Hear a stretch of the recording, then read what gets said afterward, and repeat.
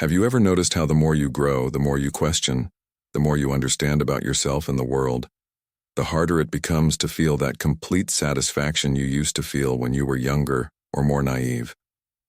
That sensation when a simple achievement, a peaceful weekend, or a small victory was enough to fill your chest with happiness.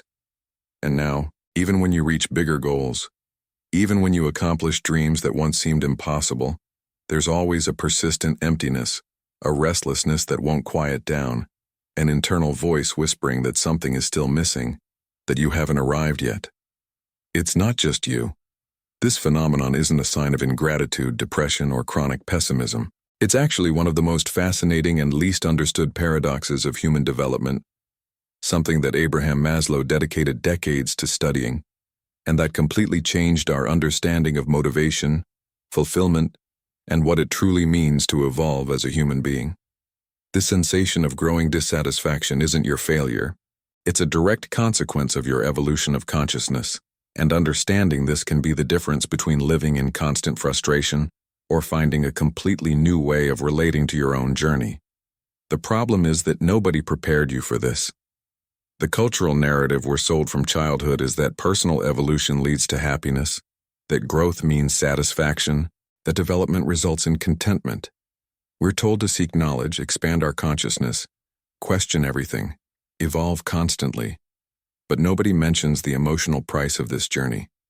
Nobody talks about how each layer of consciousness you develop removes a veil of illusion that once protected you, how each new understanding about the complexity of existence makes it impossible to return to the comfortable simplicity of ignorance. And the result is devastating. You feel alone because the things that satisfy people around you no longer touch you. You feel guilty because you have everything that should make you happy but still feel empty. You feel confused because you did everything right, evolved, grew, developed yourself, and paradoxically you're less satisfied than when you started. This contradiction erodes your self-esteem, sabotages your relationships, paralyzes your decisions, and creates an existential anguish that seems to have no solution. Maslow's most revolutionary discovery wasn't about basic motivation or physiological needs. It was about what he called meta-needs and the paradox of self-actualization, and why this explains precisely why people in advanced stages of psychological development experience forms of dissatisfaction that others can't even comprehend. Today I'm going to show you exactly what Maslow discovered through years of studying individuals he called self-actualized, why the evolution of consciousness necessarily expands your capacity to perceive imperfections and limitations both in yourself and in the world, how this creates a specific type of suffering he called metapathology, deprivation, and most importantly, how you can navigate this paradox without getting lost in nihilism or regressing to less complex forms of consciousness just to recover the lost simplicity.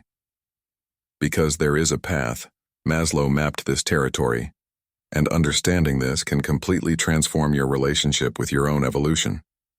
In 1956, Maslow was immersed in a project that consumed him completely. He had been studying for years a specific group of individuals who presented characteristics that the traditional psychology of the time couldn't adequately explain. They were people who had satisfied all the basic needs of his hierarchy: physiological needs, safety, belonging, esteem, recognition, and theoretically should be complete, satisfied, fulfilled. But Maslow observed something disconcerting. These people demonstrated a peculiar type of restlessness that seemed to intensify as they developed. He documented the case of a 42-year-old woman, a respected university professor, married with healthy children, stable financial situation, professional recognition, everything that society defines as success. She came to him not because something was objectively wrong in her life, but because she felt a growing anguish she couldn't name.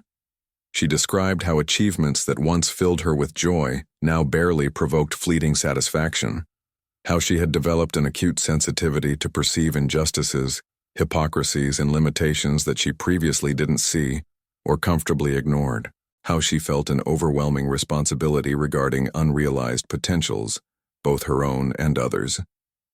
Maslow noted in his journals that she wasn't depressed in the clinical sense. There was no generalized loss of interest. On the contrary, She was intensely engaged with life, but precisely this intensity seemed to be the source of her suffering. The more she understood about herself and the world, the more difficult it became to feel the simple satisfaction that others experienced. Maslow began to identify a pattern that repeated in dozens of similar cases. People in advanced stages of psychological development experienced what he initially called constructive dissatisfaction, a type of dissatisfaction that wasn't pathological, but rather a direct consequence of growth. He realized that the hierarchy of needs he had proposed years before wasn't just a ladder you climb and you're done. It was a transformation process that fundamentally altered the very structure of your perception, and therefore your experience of satisfaction. Each level you integrate changes what you're capable of perceiving. When you satisfy safety needs, you become capable of perceiving belonging needs that were previously invisible. When you satisfy esteem needs, you become capable of perceiving possibilities of self-actualization that didn't even exist on your radar before. And here's the paradox. Each expansion of consciousness simultaneously increases your capacity to perceive both potential and limitation, both beauty and imperfection, both possibility and reality. You're not just climbing a ladder, you're transforming into someone different at each step, someone who literally lives in a distinct perceptual reality. Maslow continued his investigation and began mapping what he called meta-needs, a concept that would completely revolutionize the understanding of human development. Unlike basic needs, which are deficiency needs, meaning you feel them when they're lacking and are satisfied when they're filled, meta-needs are growth needs, being needs, that never completely exhaust themselves. They are needs for truth, justice, beauty, wholeness, perfection, order, deep meaning, and here's the crucial point. The more you satisfy them, the more you become sensitive to their absence. It's exactly the opposite of basic needs.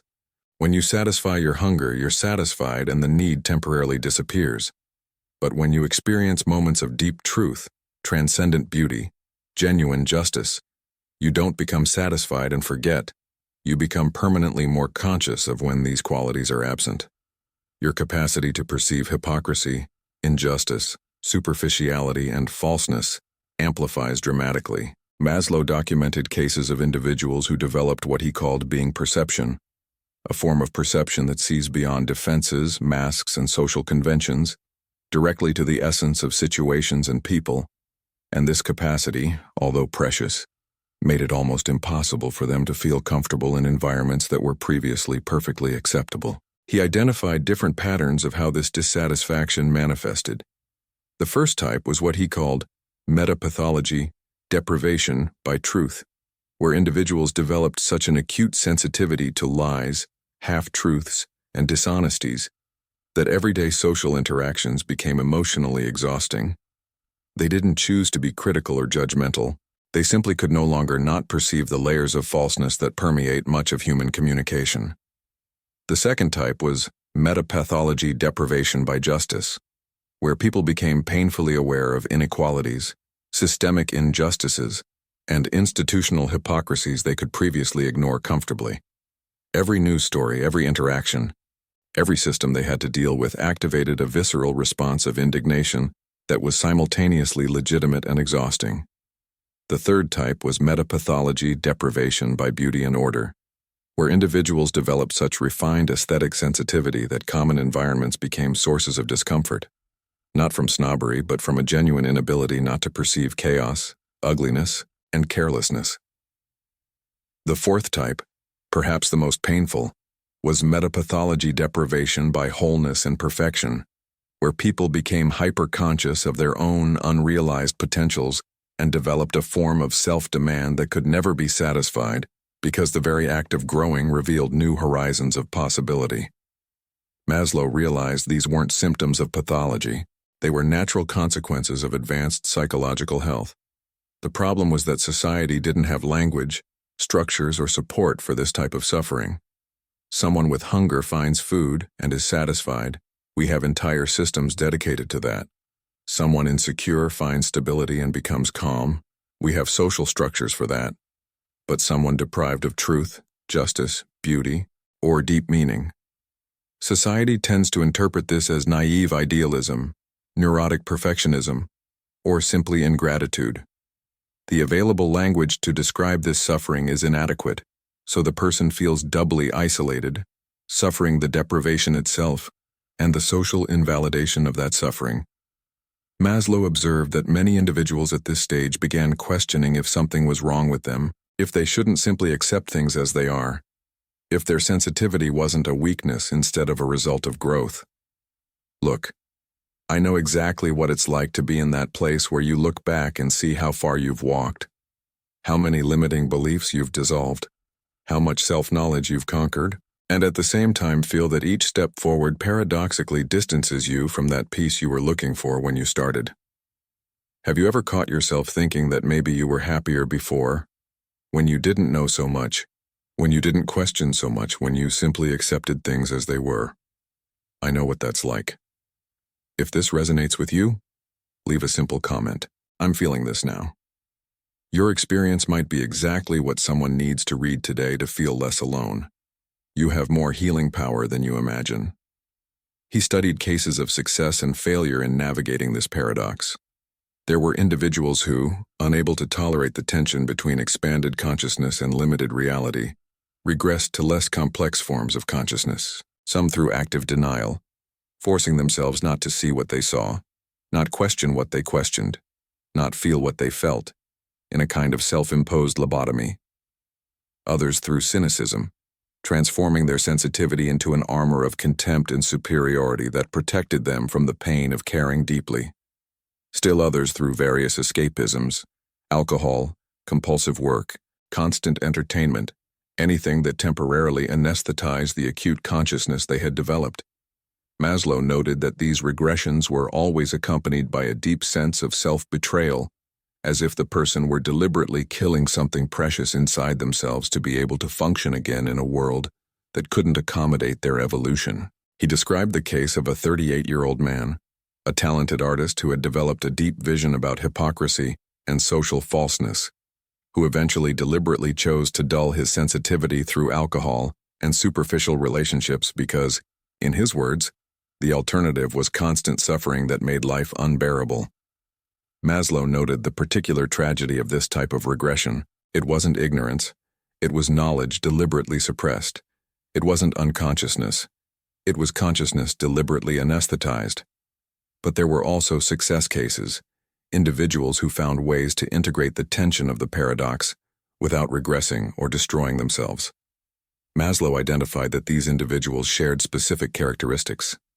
First, they had developed what he called creative acceptance of imperfection, a paradoxical capacity to see limitations clearly, without becoming cynical, to recognize flaws without losing hope, to accept reality as it is while actively working to transform it. It wasn't passive resignation. It was a sophisticated form of engagement that didn't depend on denial or illusion. Second, they cultivated what Maslow called personal mission or dedicated cause, a commitment to something larger than themselves that gave purpose to their increased sensitivity. Their capacity to perceive injustice became fuel for active work of justice. Their perception of absent beauty became motivation to create beauty. Their awareness of unrealized potential became energy to realize. Sensitivity stopped being just a source of suffering and became an instrument of contribution. Third, they developed what he called community of peers, deep connections with other individuals in similar stages of development who could understand and validate their experience without them needing to translate, simplify, or justify what they felt. Maslow realized that the paradox of consciousness didn't have a solution in the traditional sense. There was no way to evolve without simultaneously expanding your capacity to perceive both the sublime and the deficient. But there were ways of relating to this paradox that were more or less healthy, more or less integrated, more or less sustainable. He began talking about transcendence of dichotomies, the capacity to simultaneously maintain full awareness of imperfection and active commitment to excellence, clear perception of reality as it is, and inspiring vision of reality as it could be. It wasn't naive optimism nor paralyzing pessimism. It was what he called tragic realism, a mature acceptance that human life is inherently tragic, limited, imperfect, and simultaneously incredibly precious. meaningful, and worthy of total dedication. People who integrated this perspective didn't suffer less, but they suffered differently. Their suffering had dignity, purpose, meaning. It wasn't neurotic suffering of resistance to reality, but existential suffering of deep engagement with life in all its complexity. He documented the development process of this integrative capacity in phases. The first phase was what he called naive awakening, where the person begins to question, grow, expand consciousness with enthusiasm and expectation that more consciousness will lead to more happiness. There's optimism, energy, sensation of finally waking from a sleep they didn't know they were in. The second phase was crisis of disillusionment, the moment when the person realizes that evolution didn't bring the promised peace, but rather a new form of restlessness. There's confusion, disappointment, questioning if it's worth it, temptations to regress to the previous simplicity. This phase is dangerous because many can't sustain the tension and actually regress or get lost in cynicism. The third phase was paradoxical integration, where the person develops capacity to sustain the tension without collapsing under it, to hold complexity without demanding simplistic resolution, to be fully conscious while remaining engaged and hopeful. This wasn't something that happened automatically. It required what Maslow called courage to be, the willingness to endure the discomfort of expanded consciousness without numbing or escaping. Maslow observed that individuals who successfully navigated this transition developed specific practices that sustained them.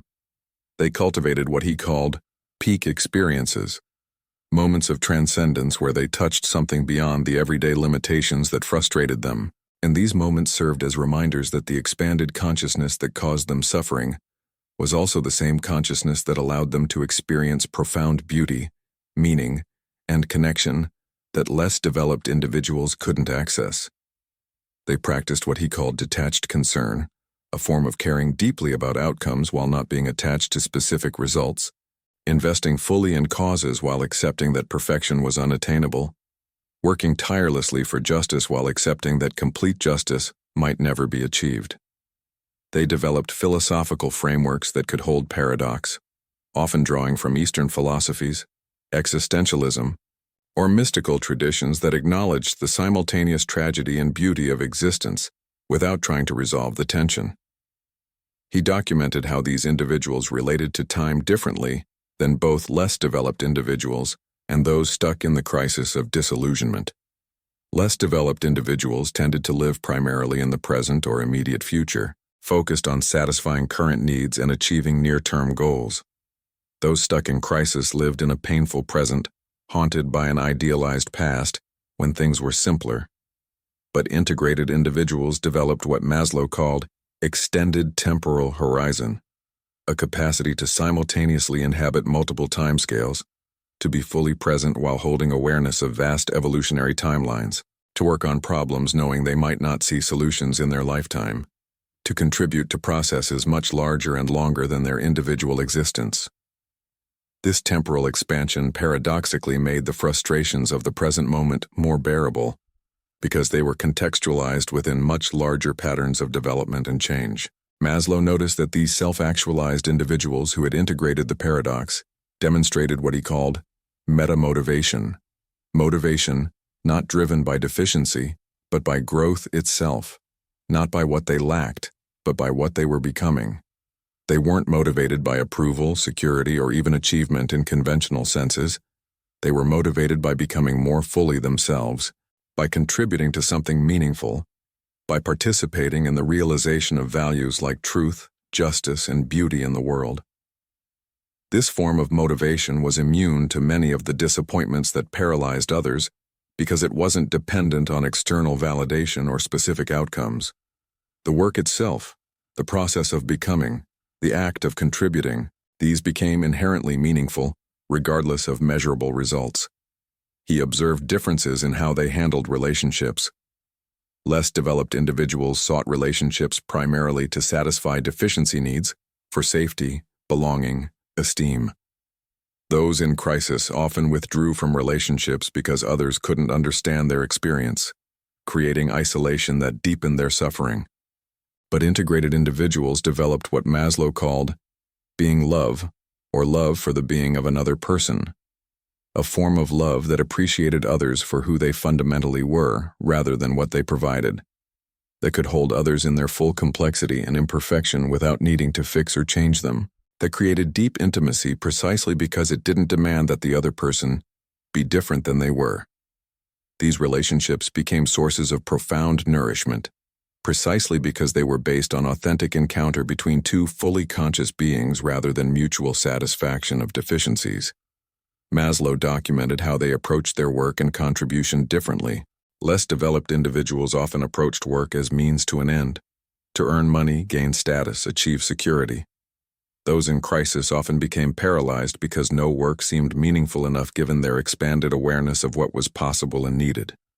But integrated individuals found or created work that Maslow called vocation or calling, work that felt like expression of who they fundamentally were, rather than something they did to get something else.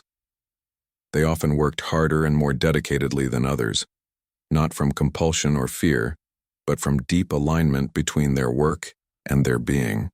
They frequently contributed to fields related to the meta-needs they most deeply felt, working in justice if they were most sensitive to fairness, creating beauty if they were most attuned to aesthetics, pursuing truth if they were most driven by honesty and authenticity. He observed their relationship with solitude and community. Less developed individuals often feared solitude because it threatened belonging and esteem needs. Those in crisis often isolated themselves because connection felt impossible, given their different perceptual reality. But integrated individuals cultivated both deep solitude and deep community, recognizing that both were essential.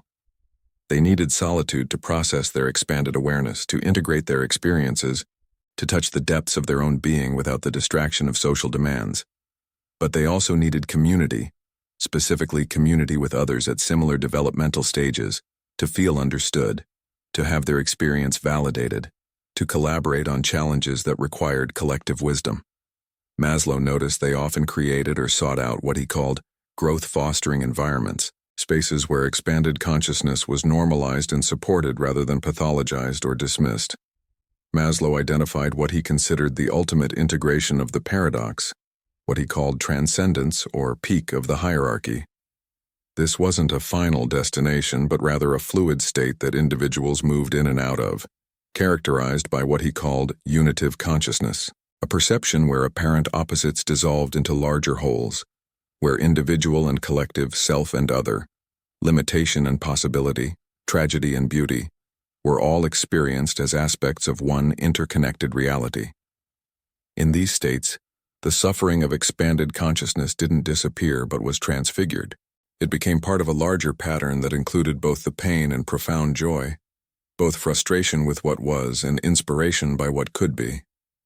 He noted that individuals who had touched these transcendent states, even briefly, were permanently changed in their relationship to the paradox. They had experiential proof that consciousness could expand to include and transcend the very contradictions that previously seemed unresolvable. He documented specific challenges that emerged at each stage of development. Early in the journey, the challenge was courage to begin questioning, to challenge comfortable assumptions, to start the growth process knowing it would be disruptive. Mid-journey, during the crisis of disillusionment, the challenge was courage to continue, to not regress when evolution became painful, to tolerate not knowing and uncertainty while new integration formed. Late in the journey, even after integration, the challenge was what he called continuous self-renewal, the recognition that integration at one level of complexity would inevitably be disrupted by further growth, that the paradox would appear again in new forms at higher levels of development, that choosing evolution meant choosing to face this cycle repeatedly throughout life. Maslow observed that cultures and societies varied dramatically in how much they supported or hindered this developmental journey. Some cultures had traditions, practices, and frameworks that normalized expanded consciousness and provided pathways through the paradoxes it created. These cultures tended to produce more self-actualized individuals because the journey was supported rather than pathologized. Other cultures, particularly materialistic and individualistic ones, tended to interpret the suffering of expanded consciousness as personal failure, mental illness, or impractical idealism. These cultures inadvertently pushed people toward regression or cynicism because there was no cultural container for their experience. He became increasingly interested in what he called Eutychian society, or enlightened society, a vision of social organization that would actively foster human development rather than merely providing safety and resources, that would support people through the difficult transitions of growth rather than punishing them for outgrowing conventional definitions of success. He studied how different wisdom traditions approached this paradox and found remarkable convergence. Buddhist traditions spoke of dukkha, the unsatisfactoriness inherent in existence, not as pathology but as truth that became clear with right understanding, and offered practices for relating to that truth without being crushed by it. Christian mystical traditions spoke of dark night of the soul, periods where previous consolations no longer satisfied, and new relationship with the divine had to be forged through the void. Existential philosophy spoke of authentic existence requiring confrontation with absurdity and meaninglessness, not to be defeated by them, but to choose meaning despite them. Maslow saw these traditions as mapping the same developmental territory he was discovering scientifically. They had developed over centuries the wisdom and practices that helped people navigate the paradoxes of expanded consciousness.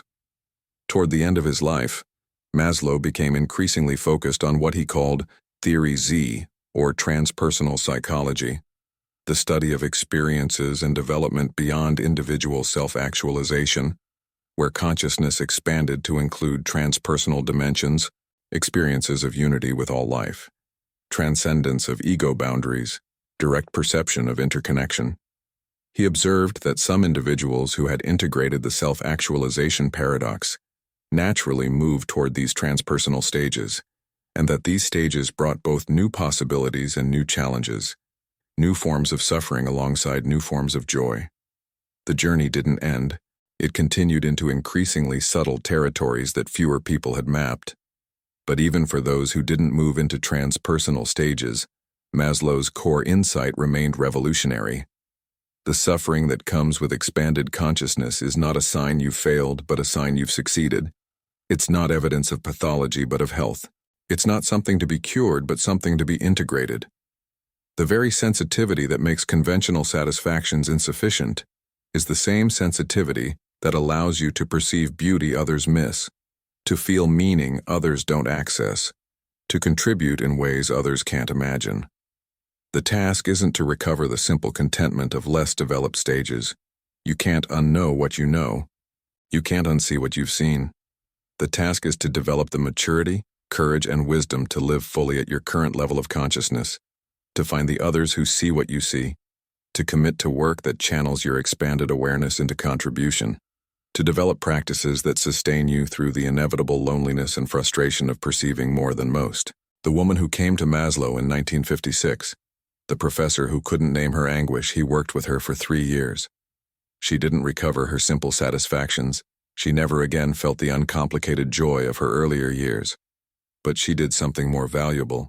She learned to honor her sensitivity as gift rather than curse. She found community with others who understood her perceptual reality. She channeled her acute awareness of injustice into teaching that genuinely transformed students. She developed a philosophical framework that could hold both her pain and her hope. Maslow's last note about her case, written years later, described her not as happy in conventional sense but as profoundly fulfilled, living a life of depth and meaning that she couldn't have accessed without passing through the crisis that brought her to him. She had learned to live the paradox rather than resolve it, to be fully conscious while remaining engaged, to see clearly while loving deeply. This is the path Maslow mapped. Not back to comfortable ignorance, not forward to painless transcendence, but deeper into full humanity with all its beauty and tragedy, all its potential and limitation, all its suffering and meaning. The paradox of consciousness doesn't disappear. You learn to dance with it, to make it your ally rather than your enemy, to let it deepen you rather than embitter you. This is what it means to truly evolve, not to escape the human condition, but to embrace it more fully, more consciously, more courageously than most dare. And there is profound beauty in that courage, profound meaning in that embrace, profound fulfillment in becoming more fully who you truly are, even when, especially when, that means outgrowing the simple comforts that once satisfied you. Because what you gain, the capacity to perceive depths of meaning and beauty that most never touch, is worth every ounce of the discomfort that comes with leaving the shallows behind. If you found yourself in this exploration, if you recognized your own journey in Maslow's insights, then you're part of something rare and precious. You're among those who chose growth over comfort, consciousness over convenience, depth over ease. That choice is never easy, but it's always meaningful. I hope this gives you language for what you've been experiencing. Validation that your suffering isn't pathology, but growth. And most importantly, hope that there is a way through the paradox that doesn't require you to betray who you're becoming. Join us here as we continue exploring the full spectrum of human potential, the challenges and gifts of expanded consciousness, the wisdom Maslow and others discovered about living fully at the edge of what's possible for human beings. Click subscribe because this journey isn't one you should walk alone. And together we're mapping territory that mainstream psychology still barely acknowledges. Next, we'll explore Maslow's most controversial discovery, the dark side of self-actualization that he warned about but few understood, the ways that growth itself can become a trap, and how to recognize when evolution turns into evasion. You won't want to miss it.